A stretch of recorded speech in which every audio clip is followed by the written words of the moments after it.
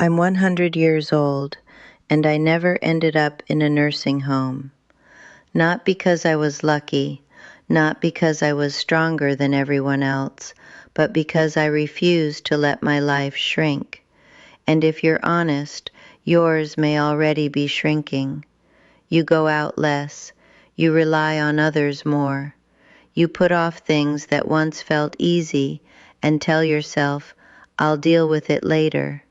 That's how it begins. A nursing home doesn't start with an ambulance, it starts with small surrenders.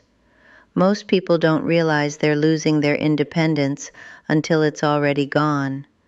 I've watched it happen to people I loved, people who thought they had more time, people who assumed their independence would last forever. But it doesn't. It slips away quietly, little by little, until one day someone else is making decisions about your life. So I made a rule for myself. Actually, 5 rules. 5 simple habits that allowed me to stay in my own home, sit in my own chair, and keep my own name on the mailbox. And I'm sharing them with you because if you wait until you need them, it may already be too late. Habit number 1. Leave the house every day, no matter what, even when I didn't feel like it, even when I was tired, even when I had nowhere important to go, because staying inside is how people slowly disappear. It starts innocently. You skip one outing because you're tired. You cancel another because it's raining. You promise yourself you'll go tomorrow. And slowly, the world outside stops feeling like it belongs to you. Your legs weaken, your confidence fades, your circle grows smaller, until one day, leaving the house feels impossible. And that's when other people start making decisions for you. I watched it happen to my neighbor, Martha. She used to walk to the corner store every morning. Then she stopped. First, it became once a week, then once a month, then not at all.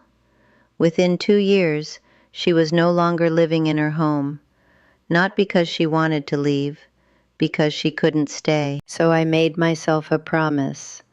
If I can stand, I go outside. Not far, not fast, just enough to remind my body and the world that I am still here.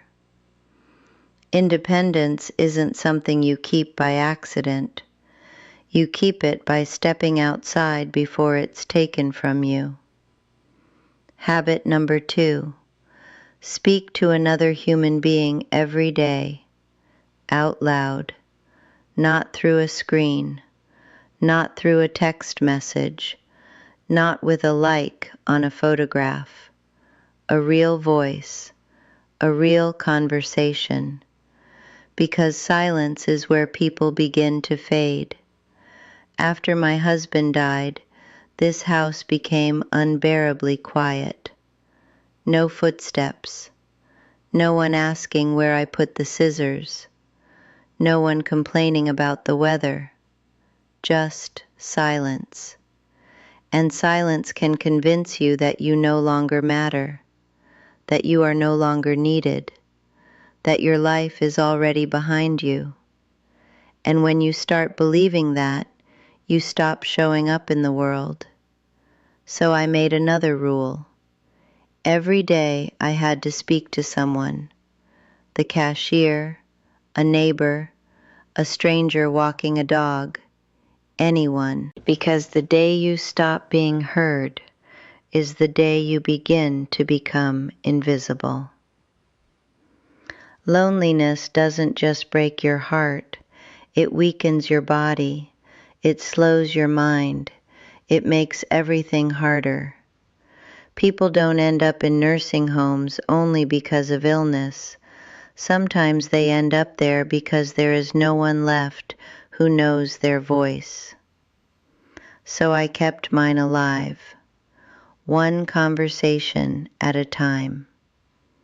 Habit number 3, keep making your own decisions, even the small ones. What time I wake up, what I eat, where I go, how I spend my money. Because the moment you stop deciding, someone else starts deciding for you. And once that happens, getting your life back becomes very difficult. I watched it happen to my older brother. At first, people were only trying to help. They chose his meals, his appointments, his schedule. It seemed easier. But eventually, they were choosing everything. He stopped being a person with a life and became a problem to manage. They moved him into a place for his own good. He didn't fight it. By then, he no longer knew how. Independence isn't lost in a single day. It's handed away, one decision at a time. So I stayed responsible for my own life, even when it was inconvenient, even when it would have been easier to let someone else take over. Because easy is seductive, and sometimes easy is how freedom disappears. If you want to remain in your own home, you must stay the author of your life, not merely a passenger. Habit number 4, prepare before you need to. Not because I was afraid, because I was realistic. Aging doesn't ask permission. It doesn't wait until you feel ready. It quietly takes a little strength, a little balance, a little memory, until one day you discover that something you once did effortlessly has become difficult. Most people avoid thinking about it. They avoid the conversations. They avoid the paperwork. They avoid making small changes that could preserve their independence. And then one fall, one hospital stay, one difficult season, and suddenly everything changes. I refused to let a crisis write the ending of my story. So while I was still strong, I prepared. I made my home safer. I organized my finances. I wrote down what I wanted and what I didn't want, not because I was giving up, because I was protecting my future self. Freedom doesn't disappear only because of weakness. Sometimes it disappears because we failed to prepare. If you want to stay in your own home, you must think ahead before life forces you to. Habit number 5, make sure someone still needs you. Not in a grand way, not because I needed to change the world, just because I wanted to matter to someone. Because when people feel unnecessary, they begin to let go of life. They stop taking care of themselves. They stop planning. They stop fighting to stay independent. I saw it happen to a man on my street after his wife died. No one depended on him anymore. No one waited for him. No one noticed if he stayed inside all day. Within a year, he looked 20 years older. Within 2 years, he was gone from that house. Not because his body failed first, because his sense of purpose did. So I made myself one final promise. As long as someone needs me, I will keep showing up. I read to children at the library. I send birthday cards. I water my neighbor's plants when she visits her daughter. Small things. But small things give us reasons to wake up in the morning. Independence is sustained by more than strength. It is sustained by purpose.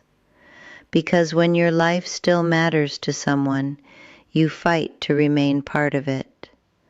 Today, I'm 100 years old. I wake up in my own bed. I walk through my own kitchen. I sit in a chair that remembers my life. not because I was stronger than everyone else, but because I refused to disappear before my time.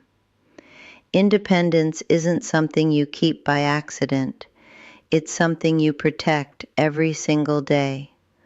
One walk, one conversation, one decision, one act of preparation. One reason to wake up. That's all it is. Small things done consistently that keep your life from shrinking. And perhaps that's the secret, not to stop growing old, but to never stop showing up for your own life. One day you will be older than you are today. Your body may move more slowly, your circle may become smaller, and little by little the world may try to close in around you.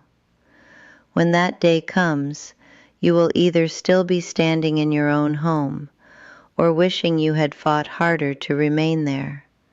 So don't wait for fear to force you into action. Protect your independence while it still belongs to you.